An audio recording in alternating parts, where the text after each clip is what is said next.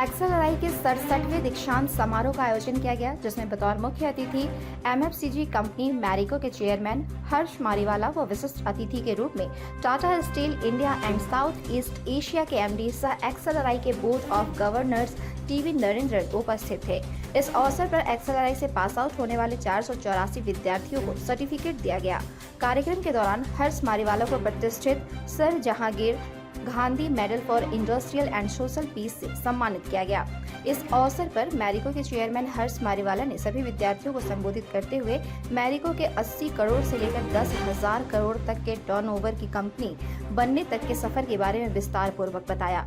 उन्होंने कहा कि ऐसा इसलिए हो पाया क्योंकि हमने अपने वर्क प्लेस में इनोवेशन कल्चर को डेवलप किया। कई बार इनोवेशन से संभव है कि नुकसान भी हो, लेकिन इसके बाद भी इसके डर से इनोवेशन नहीं छोड़ना चाहिए। ऐसा बिल्कुल नहीं है कि इनोवेशन सिर्फ एमबीए लैब से ही पैदा हो। इनोवेटिव आइडियाज समाज के अंतिम पायदान पर खड़े व्यक्ति के पास भी हो सकता है। इस समारोह के दौरान 14 मेधावी विद्यार्थियों को गोल्ड मेडल दिया गया। विशिष्ट अतिथि Tata steel India and south east Asia के एमडी सह एक्सएलआरआई के board of governors TV Narendran ने कहा कि छात्र जीवन के दौरान जो भी बातें सीखी जाती है उसका व्यवहारिक जीवन में सकारात्मक तरीके से इस्तेमाल करें। सीखने की कोई उम्र नहीं होती है। उन्होंने कहा कि जब वे आज से 30 साल पहले ग्रेजुएट हुए थे उस वक्त चाइना कोई फैक्टर नहीं था, लेकिन आज स्थिति बदली हुई है। उन्होंने क्लाइमेट चेंज पर भी अपनी बातों को रखा।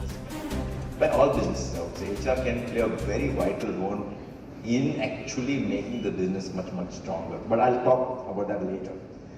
I think what I want to talk about is my own journey. Unlike all of you, I'm just a commerce graduate. I have just done my BCom from Bombay University. And that's it. I've not studied anything further. I wanted to do MBA like many of you, almost all of you have done it. So there were no professionals. My father and 3 of his brothers managing the business. All the decisions came to the family.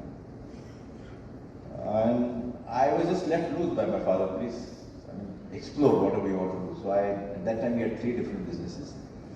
We had an edible oil business, we had a chemicals business, and we had a spice extracts business. And for 1 year I just explored, went to the factories, went to customers, and out of that exploration I realized that the edible oil business